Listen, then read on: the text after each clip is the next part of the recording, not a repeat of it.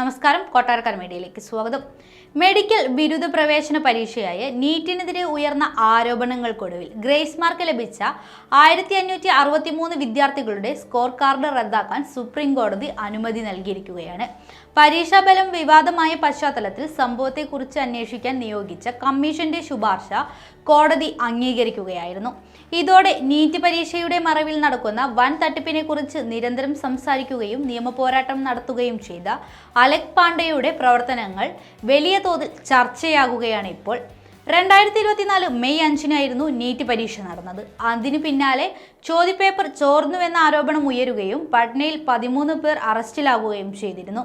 തുടർന്നാണ് ജൂൺ 4-ന് പരീക്ഷാഫലം പുറത്തുവരുന്നത്. പിന്നാലെ നിരവധി പേർക്ക് 1-ാം റാങ്ക് ലഭിച്ചതും ചിലർക്ക് മാത്രം ഗ്രേസ് മാർക്ക് നൽകിയതുമൊക്കെ വലിയ ചർച്ചയായിരുന്നു.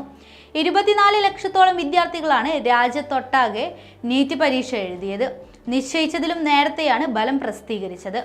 ഇതിൽ 67 പേർക്കാണ് 720-ൽ 720 മാർക്കും ലഭിച്ചത്. നീറ്റ് പരീക്ഷ നടത്തിപ്പിനെതിരെ വിവിധ വിദ്യാർത്ഥി സന്നദ്ധ സംഘടനകൾക്കൊപ്പം അലക് പാണ്ഡെയും നിയമപോരാട്ടത്തിൽ നിർണായക പങ്കുവഹിച്ചിരുന്നു. നീറ്റ് പരീക്ഷ നടത്തിപ്പും ഫലപ്രഖ്യാപനവും സുപ്രീം കോടതിയുടെ മേൽനോട്ടത്തിൽ വിദഗ്ധ സമിതി അന്വേഷിക്കണമെന്നാണ് ഫിസിക്സ് വാല സ്ഥാപകനും സിഇഒയുമായ അലക് പാണ്ഡെ ഹർജിയിൽ ആവശ്യപ്പെട്ടിരിക്കുന്നത്. നീറ്റ് പരീക്ഷയുടെ നിശ്ചിത വിമർശകനായ അലകിന്റെ പോരാട്ടത്തിന് വർഷങ്ങളുടെ പഴക്കമുണ്ട്. ആരാണ് അലക് പാണ്ഡെ? ഉത്തർപ്രദേശിലെ അലഹബാദിൽ നിന്നുള്ളയാളാണ് പാണ്ഡെ. കുട്ടിക്കാലത്ത് സിനിമാ നടൻ ആകണമെന്നായിരുന്നു അലകിന്റെ ആഗ്രഹം.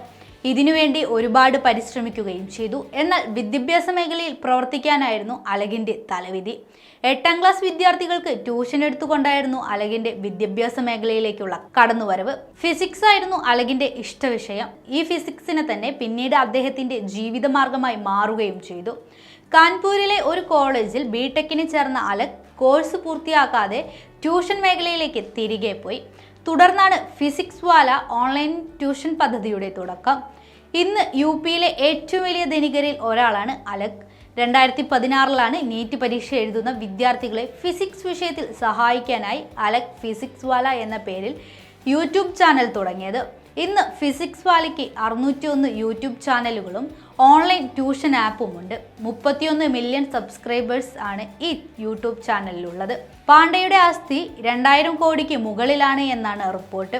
നീറ്റ് പരീക്ഷയ്ക്ക് എതിരെയും പരീക്ഷയുടെ മറവിൽ നടക്കുന്ന തിരിമറികളെക്കുറിച്ചും അലക് നിരന്തരമായി വിമർശനങ്ങൾ ഉന്നയിക്കാറുണ്ട്. നീറ്റ് പരീക്ഷ നടത്തിപ്പും ഫലപ്രഖ്യാപനവും സുപ്രീം കോടതിയുടെ മേൽനോട്ടത്തിൽ വിദഗ്ധ സമിതി അന്വേഷിക്കണമെന്ന് ആവശ്യപ്പെട്ടാണ് അലകിന്റെ അഭിഭാഷകർ സുപ്രീം കോടതിയെ സമീപിച്ചത്. തനിക്ക് രാജ്യത്തിന്റെ നിയമവ്യവസ്ഥയിൽ വിശ്വാസമുണ്ടെന്ന് പാണ്ഡെ സമൂഹമാധ്യമങ്ങളിൽ പങ്കുവച്ച കുറിപ്പിൽ വ്യക്തമാക്കുന്നു.